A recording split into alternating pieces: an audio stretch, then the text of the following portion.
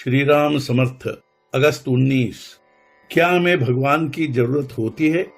एक आदमी यात्रा के लिए चल पड़ा। उसने सब सामान साथ ले लिया।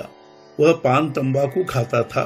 उसने वह सब साहित्य भी साथ में लिया था, लेकिन गाड़ी छूटने के बाद उसने पान खाने का सामान बाहर निकाला। तब उसके ध्यान में आया कि वह चूने की डिबिया भूल आया है। उसने बार बार सामान टटोला। उसे बड़ी बेचैनी हुई। कहीं कुछ गिरता तो उसे लगता चूने की डिबिया ही गिरी है। कोई उससे बोलता तो उसे लगता अब यह मुझसे पूछेगा, आपको चूना तो नहीं चाहिए?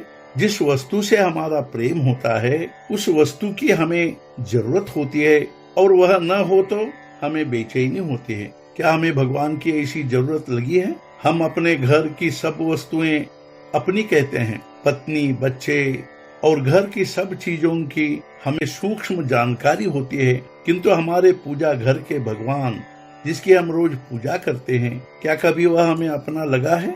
हमारी जब यह स्थिति है तो भगवान के प्रति हमारा प्रेम कैसे होगा? यदि हम चाहते हैं कि भगवान से हमारा प्रेम हो तो संसार की आशा छोड़नी चाहिए। व्यवहार न छोड़े, लेकिन विषय में आसक्त होने वाली हमारी वृत्ति भगवान के प्रेम में बाधा होती है, इसलिए उसे भगवान की ओर लगा दे।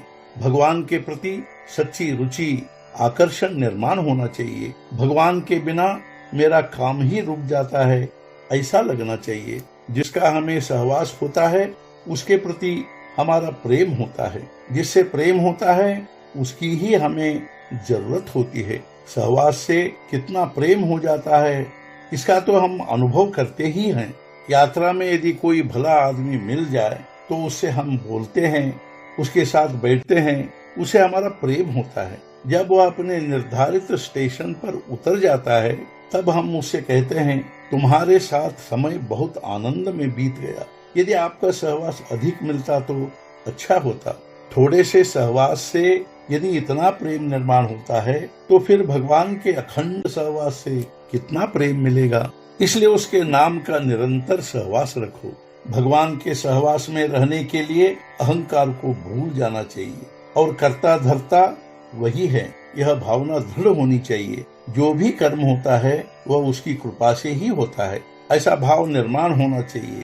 तुम जब व्याकुल होकर आकुलाहट से उसे बुलाओगे तो वह तुम्हारी पुकार सुनकर प्रसन्नता से दौड़ कर आएगा। यह शंका मन में कभी न आने दो कि नामस्मरण से क्या होने वाला है।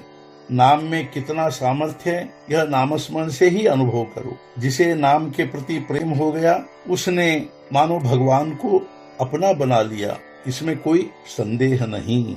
आज का मुख्य विचार, नाम जपते जपते पहले आदमी मुमुक्षु, बाद में साधक और फिर सिद्ध होता है। सद्गुरुनाथ महाराज की जय। जय जय रघुवीर समर्थ।